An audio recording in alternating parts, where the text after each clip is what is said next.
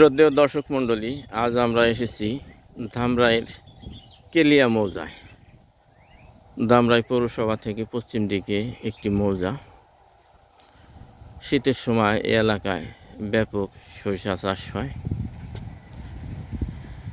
আমি আগেও এখানে এসেছি, বেশ কয়েক বছর আগে পুরো মৌজাটাই খালি ছিল। এখন ক্রমান্বয়ে বাড়িঘর তৈরি হচ্ছে, আপনারা দেখতে পাচ্ছেন।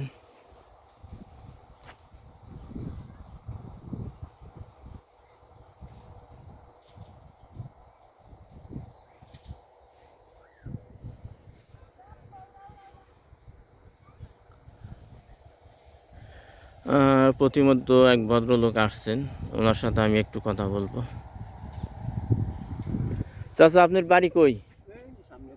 হ্যাঁ, সামনে। এটা কি আপনার নিজস্ব বাড়ি? হ্যাঁ, এটা বাপদাদার আমলের বাড়ি? হ্যাঁ, তো জমা জমি কিছু আছে নাকি? আছে 81% জায়গা আছে, মালিক হলাম 9 জন। 81% জায়গা, মালিক 9 জন। আর আমরা বরাবর নেই বাবা খাইতে। আপনারা ভাই কয়জন ছিলেন? 4 ভাই 4 বোন, মা একজন, 4 ভাই 4 জন। তাহলে আপনার দাদার আমলে তো অনেক ছিল। 1.5 খাতা সম্পত্তি ছিল, 1.5 খাতা। 1.5 খাতা সম্পত্তি তো অনেক।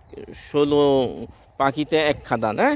15 পাখি। 15 পাখিতে 1 খাতা, তো অনেক। তো এইগুলা আপনার কিভাবে এত কমলো কিভাবে? ওই জমিদার ছিল, আর আগের মানুষ তো বুঝাইছিল, মুরব্বীরা। আচ্ছা, মানুষ সোজা ছিল আর কি। হ্যাঁ, সোজা। হ্যাঁ, 1.5 খাতা সম্পত্তি করলো। আমার বাপে তখন বিয়া করে নাই, গল্প করছে। তখন ওই আমার দাদার নাম আছে লিলিম ব্যাপারী। আচ্ছা, আমার বাবার নাম আছে কুরজত ব্যাপারী। ওই কুরজত ব্যাপারী মানে তারা ছিল, বাইলাটি জমিদারের তহসিলদারি করতো, মানে জমির খাজনা তুলতো। বালিয়াটি মানে এটা তো সাটুরিয়ার মধ্যে পড়ছে। হ্যাঁ, সাটুরিয়া বাইলাটি। আচ্ছা, ননি। হ্যাঁ হ্যাঁ হ্যাঁ, এই করতো।